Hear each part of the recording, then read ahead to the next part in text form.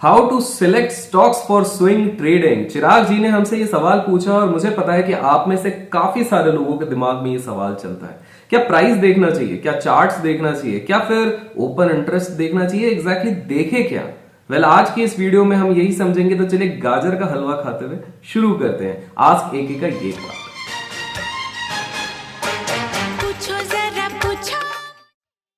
सबसे पहला सवाल आता है कि भैया ये स्विंग ट्रेडिंग एग्जैक्टली है क्या?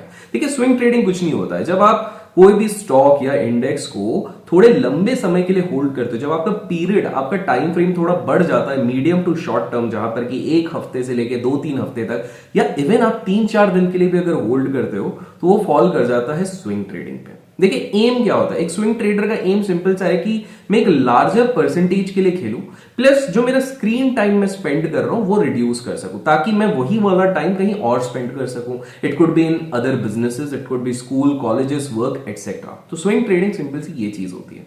अब यहां पर स्विंग ट्रेडिंग में अगर मास्टरी करनी है, तो मेरे अनुसार, मेरे अनुभव के हिसाब से 3 चीजों का डेडली मिश्रण बड़ा काम आता है। वो क्या है? पहला, टेक्निकल एनालिसिस, दूसरा प्राइस एक्शन, और तीसरा आपको रिस्क मैनेजमेंट पे ध्यान देना पड़ेगा। और रिस्क मैनेजमेंट बहुत ज्यादा इंपॉर्टेंट हो जाता है स्विंग ट्रेडर्स के लिए। आप बोलोगे ऐसा क्यों? इसलिए बिकॉज ओवरनाइट रिस्क आपके पास होती है जब आप स्विंग ट्रेडिंग करते हैं। रातों रात काफी सारी चीजें बदल जाती हैं। इससे मुझे याद आता है एक कॉमन फ्लॉ जो काफी सारे लोग करते हैं। वो ओवरनाइट पूरा का पूरा कैपिटल केवल एक स्टॉक पे डाल देते हैं, जिसके कारण उसके ऊपर रिस्क बहुत ज्यादा बढ़ जाता है। कैसे? देखिए, मान लीजिए कोई स्टॉक बहुत बड़ा गैप अप या गैप डाउन कर दिया, और आपने पूरा कैपिटल, लेट से आपका कैपिटल 1 लाख रुपीस था, और पूरा का पूरा लगाओगे तो आपके तो पैसे जलेंगे ना। इमेजिन करो, आपने पूरा पैसा इन्फीबीम पे उस दिन लगाया होता जिसके अगले दिन वो 75-76% डाउन था। जेट एयरवेज पे लगाया होता शॉर्ट सेलिंग, जिस दिन अगले दिन वो 75-76% ऊपर था। या फिर मनपसंद बेवरेजेस, DHFL, यस बैंक, बहुत सारे एग्जाम्पल्स हैं। इसलिए यहां पर रिस्क मैनेजमेंट बहुत ज्यादा इंपॉर्टेंट हो जाता है। मेरी बात करें तो मैं 3 प्रमुख पैरामीटर्स का ध्यान देता हूं जब भी मुझे सिलेक्ट करना रहता है कि मैं कौन सी चीज पे करूं। और बाय द वे, 3 की बात करूं तो 3 सेकंड से भी कम लगता है इस वीडियो को लाइक करने में, तो लाइक नहीं किया तो लाइक जरूर कीजिएगा। अब जानते हैं वो कौन से पैरामीटर है। पहला पैरामीटर होता है लिक्विडिटी। लिक्विडिटी मतलब मैं कोशिश करता हूं उस तरह के स्टॉक्स को ढूंढने के लिए जहां पर वॉल्यूम्स बहुत ज्यादा हो, मतलब डिमांड ज्यादा हो। देखिए, अगर वॉल्यूम्स कम होंगे तो मेरे को मूवमेंट कम मिलेगी, और मूवमेंट कम मिलेगी तो वहां पर ट्रैप होने के चांसेस बहुत ज्यादा हो जाते हैं। दूसरी चीज, मैं स्टॉक लीडरशिप को प्रेफरेंस देता हूं। मैं कोशिश करता हूं कि सेक्टर के लीडर्स के साथ ही रहूं, बिकॉज मुझे पता है वहां पर स्कोप ऑफ मैनिपुलेशन कम होता है। म्यूचुअल फंड्स वहां पे लगे रहते हैं, HNIs रहते हैं, हेज फंड्स रहते हैं। By the way, hedge funds के बारे में बहुत ही तगड़ा प्लेलिस्ट अपने चैनल पे अभी तक देखा नहीं है तो जाके चेकआउट जरूर कीजिएगा। एंड द थर्ड थिंग जो मैं सबसे ज्यादा इंपॉर्टेंस देता हूं वो होता है वोलैटिलिटी। देखिए, जितना मीडियम वोलैटिलिटी होगा उतना सही है। बहुत ज्यादा भी बेकार है, बहुत डेंजरस होता है, और बहुत कम भी बेकार है।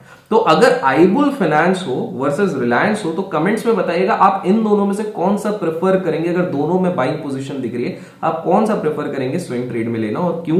कमेंट्स में जरूर बताइएगा। फाइनली, मैं टैप रखने की कोशिश करता हूं मल्टीपल इवेंट्स पे, और मैं कोशिश करता हूं मैं कभी भी ओवर ट्रेड ना करूं, मैं सिलेक्टेड स्टॉक्स में करूं, बहुत ज्यादा स्टॉक्स ना लूं। बिकॉज स्विंग ट्रेडिंग में अक्सर देखा गया है कि लोगों को ना किक नहीं मिलती है। इंट्राडे ट्रेडिंग सबसे ज्यादा क्यों चलता है? किक मिलती है, रोज कुछ ना कुछ हो रहा है, रोज कोई ना कोई स्टॉक, रोज कुछ ना कुछ इंडेक्स मिल रहा है। लेकिन जब आप स्विंग ट्रेडिंग की बात करते हो आपको किक नहीं मिलती। लेकिन मैं आप लोगों को बता दूं मेरे प्यारे दोस्तों, आप जब तक इस चीज को कंट्रोल नहीं करोगे, ओवर ट्रेडिंग कंट्रोल नहीं करोगे, अपने इमोशंस को कंट्रोल नहीं करोगे, आप बहुत बड़े ट्रैप में फंस जाओगे।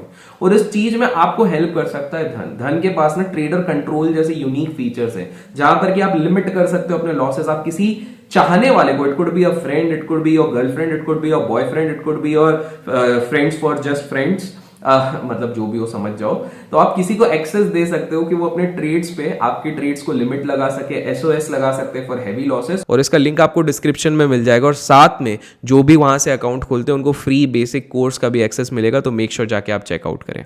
एक पैरामीटर जिसको मैं सबसे ज्यादा इंपॉर्टेंस देता हूं जब स्विंग ट्रेडिंग की बात करते हैं, वो होता है वॉल्यूम। भाई साहब, अगर वॉल्यूम की कमी होती है ना, तो अब आपको ट्रैप होने की चांसेस, जैसे मैंने बताया, वो तो होता है। प्लस आपका जो percentage of time which you are going to spend on the screen वो बढ़ जाता है। बिकॉज अगेन एंड अगेन 2 दिन बाद आप देखोगे, अरे यार ये तो 0.5% भी नहीं मूव किया है। फिर 3 दिन बाद आके, अरे ये तो वापस 1% नीचे आ गया। तो इसलिए आपको मोमेंटम को चेस करना है, higher it is the better it is. और इसके लिए मैं सिंगल डे वॉल्यूम नहीं देखता हूं, मैं आप लोगों को रेकमेंड करूंगा वॉल्यूम बिल्डअप पे ध्यान दीजिए। वॉल्यूम बिल्डअप मतलब धीरे धीरे धीरे धीरे करके ना over the period of multiple days यहां पर वॉल्यूम्स बढ़ रहा है, that is a very very good indication for you people. इसके साथ साथ जब आप वोलैटिलिटी चेक करते हैं तो वोलैटिलिटी में आपको एक शब्द होता है बीटा, बीटा चेक करना होगा। बाय द वे बीटा क्या होता है आप लोगों को पता है तो कमेंट्स में बताइए, अदरवाइज अपन वीडियो बना देंगे। फाइनली मैं एक और चीज इसमें ऐड कर देता हूं, आप अगर एक अच्छा स्विंग ट्रेडर बनना चाहते हो ना तो इंडेक्स का कोरिलेशन थ्योरी भी आप लगा के देखिए। एक सिंपल सा बताते हैं, हम क्या बोलते हैं कि निफ्टी जब ऊपर जा रहा है तो कौन लेके जा रहा है, रिलायंस लेके जा रहा है, एचडीएफसी ट्विंस लेके जा रहा है, या फिर टीसीएस इन्फोसिस लेके जा रहा है। तो जाहिर सी बात है अगर मुझे रिलायंस में ट्रेड करना है, मेरे को अच्छा सेटअप दिख रहा है स्विंग ट्रेड सेटअप, और साथ में इंडाइसेस ने एक अच्छा ब्रेकआउट दिया है, तो मेरे अंदर एक कॉन्फिडेंस बढ़ जाता है कि मैं रिलायंस को अच्छे से राइड कर सकता हूं। तो इसलिए हमेशा एक इंडेक्स का कोरिलेशन देखिए तो वो आपको हेल्प आउट करेगा। लाइक वाइज जब क्रूड गिरता है तो हमने माना है कि इंडेक्स को ऊपर जाना रहता है। लाइक वाइज अगर ग्लोबल क्यूज में थोड़ा बहुत आप मैच कीजिए, बैंकिंग में करेक्शन आ रहा है तो यहां पर भी स्वाभाविक सी बात है वो चीज पास ऑन होगी। तो आपको एक कोरिलेशन देखना है between not just the news but mainly the indices, the major indices है उसके बीच में आप देखिए, तभी आप देख रहे होगे। अगर ग्लोबल इंडाइसेस में टेक कंपनीज बहुत तगड़ा परफॉर्म करती है तो हमारे देश में भी अगले दिन ये बहुत अच्छे से परफॉर्म करती है। तो ये एक चीज देखिए। कुछ लोग इसी को एक दूसरे एंगल से देखते हैं, वो रिलेटिव स्ट्रेंथ का इस्तेमाल करते हैं, जहां पर वो देखते हैं कि compare to one stock in the same indices दूसरा स्टॉक कैसा परफॉर्म कर रहा है, या एक स्टॉक इंडेक्स के अगेंस्ट पे कैसा परफॉर्म कर रहा है, ये वाली चीज। आप में से कुछ लोगों का सवाल होगा कि भैया क्या हमें फंडामेंटल एनालिसिस भी आनी चाहिए, ये अगर हम करने जा रहे हैं। देखिए fundamental analysis should be the last thing to check if you are doing swing trade. थोड़ा बहुत आप देख लो, ऐसा भी नहीं कि कोई कचरा कंपनी उठा ली। इसलिए हम कहते हैं कि फिल्ट्रेशन में आप निफ्टी 100 या एट मैक्स निफ्टी 500 के अंदर स्टिक आउट रहेंगे तो आपको ज्यादा टेंशन लेने की जरूरत नहीं है। इसका आप कॉन्फ्लुएंस या फिर अपनी प्रॉफिटेबिलिटी बढ़ा सकते हैं। कैसे बढ़ा सकते हैं? अब रिपीटेटिव पैटर्न्स देख के अपनी प्रॉफिटेबिलिटी बढ़ा सकते हैं, जैसे हेड एंड शोल्डर हो गया, डबल टॉप हो गया, डबल बॉटम हो गया। ये सारी चीजें देख के आप अपना कॉन्फिडेंस भी बढ़ा सकते हैं और अपनी प्रोबेबिलिटी भी बढ़ा सकते हैं। इसको अगर संक्षेप में बताऊं, अगर किसी को एक अच्छा प्यारा स्विंग ट्रेडर बनना है और लंबी अवधि तक खेलना है, जैसे ऑफिस गोअर्स हो गया, कोई बिजनेसमैन हो गया, तो वो एक सिंपल सा मेरा फॉर्मूला लगा सकता है, BRVVT। ये क्या है? B फॉर ब्रेकआउट या breakdown, R for relative strength, V for volume, V for volatility और T फॉर ट्रेंड। अगर ये सारी चीजें आपको दिख रही हैं, ये एक चेकलिस्ट बना लीजिए जब भी आप कोई स्विंग ट्रेड लेने जा रहे हैं, तो ये वाली चीजें आपको जरूर हेल्प आउट करेंगी। तो ये BRVVT के फॉर्मूले को याद रखिएगा, और इधर तक अगर टिके रहे तो कमेंट्स में भी ये फॉर्मूला लिख दीजिएगा। तो चिराग जी का तो ये हमने सवाल का जवाब दे दिया, और आप में से भी काफ़ी सारे लोगों का ये सवाल होगा।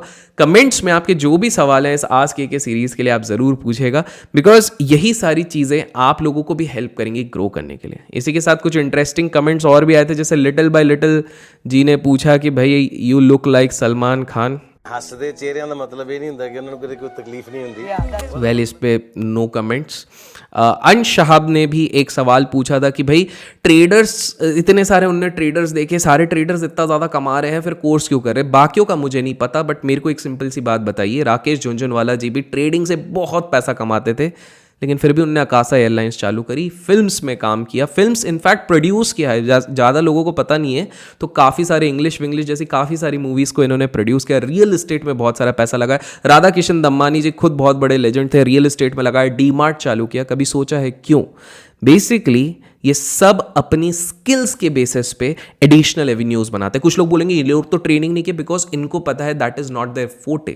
उनका फोर्टे कुछ और है, उनका फोर्टे है रियल एस्टेट्स, उनका फोर्टे है बिजनेस प्लानिंग। सब अपने अपने फोर्टे के बेसिस पे दोस्त, जितने भी मिलियनर है, सिर्फ ट्रेडर्स नहीं। हम सब पता नहीं ट्रेडर्स को एक अलग तराजू में क्यों देखते हैं, हर कोई करते हैं।